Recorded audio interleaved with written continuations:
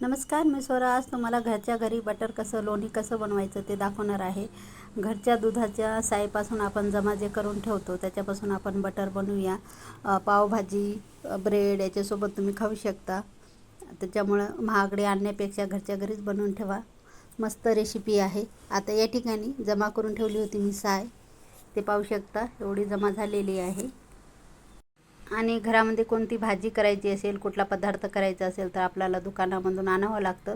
तर घरामध्ये हे बनवून ठेवा आणि 15-20 दिवस आरामात टिकते. हे बटर काहीच होत नाही. फ्रीजमध्ये मस्त असं साठवून ठेवू शकतो. आता आपण हे मिक्सरला फिरून घेऊया. इथं मिक्सरचं भांडं घेतलेलं आहे. आता हे साय मी काढून घेते मिक्सरला. आणि जेव्हा आपल्याला साय फिरवायची मिक्सरला, तर ते पातेला अगोदर 10 ते 15 मिनटं काढून घ्यायचं. आता हे फिरवून घेते मी. अगोदर असंच फिरवायचं आहे, पाणी अजिबात आता टाकायचं नाही जोपर्यंत हे असं क्रीम तयार होत नाही. नंतरच पाणी टाकून एक वेळेस आता हे फिरवून घेते, जेणेकरून बटर खूप लवकर निघते आणि अवघड जात नाही. थंड पाण्याचा वापर करायचा. आता मिक्सरला फिरून घेते एक वेळेस आणि हे सेपरेट होते. हे लोणी बघा, आता इथे एक वेळेस फिरून घेते. या ठिकाणी बघा, पाहू शकता फिरून घेतलेलं आहे, सेपरेट झालेलं आहे लोणी. आता हे काढून घेते. आता हे ताक सेपरेट झालं आणि हे लोणी बघा हे वेगळं करून घेते. ताक काढून घेते एका पातेल्यामध्ये. आणि इथे पाहू शकता, ही पद्धत जरूर वापरा तुम्ही, खूप लवकर निघते. क्रीम निघाल्यानंतरच पाणी टाकून हे फिरवा. आता हे बघा, इथे पहा अशा प्रकारे आता बाकी राहिलेलंही असंच करून घेणार आहे. आणि पाहू शकता किती छान अशी दाटसर लोणी तयार आहे आपलं. आणि लोणी काढण्यासाठी थंड पाण्याचाच वापर करायचा आहे. आता इथे पातेल्यात लोणी काढून घेतलेलं आहे बघा इथे. अशा प्रकारे आता बाकीचं जे आहे ते करून घेते याच पद्धतीने. आणि पूर्ण करून घेतलेलं आहे. ते पाहू शकता एवढं झालेलं आहे बटर. आणि एक वेळेस आता थंड पाण्यानं आपल्याला छान धुवून घ्यायचं आहे. थोडंसं प्रेशर देऊन हातांनी छान धुवून घ्यायचं हे लोणी. आणि पूर्वी काय करायचे लोक, हे बटर चपाती भाकरीसोबत अख्खं असंच खायचं. भाजी नसली तरी चालेल, पण पूर्वीचे लोक खायचे. अशा प्रकारे तब्येत पण छान राहायची त्यांची. आणि इथे बघा लोण्याचा गोळा तयार आहे अशा प्रकारे. आता काय करायचं, आपल्याला थोडीशी चिमूटभर हळद टाकायची. मला आवडत नाही पण मी टाकते यामध्ये, तुम्ही पण टाका आवडत असेल तर.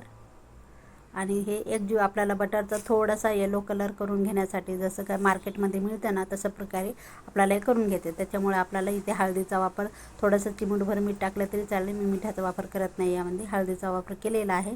थोडंसं टाकायचं, जास्त हळद टाकायची नाही यामध्ये. आता हे छान झालेलं आहे. फेटून घ्यायचं छान हे बटर.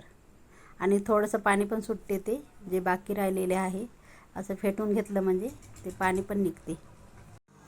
आणि हे आता पहा, इथे प्लास्टिकचा डबा घेतलेला आहे. आता हे त्यामध्ये टाकून घ्यायचं. तुमच्याकडे बटर पेपर असेल तर डब्यामध्ये टाकून घ्या.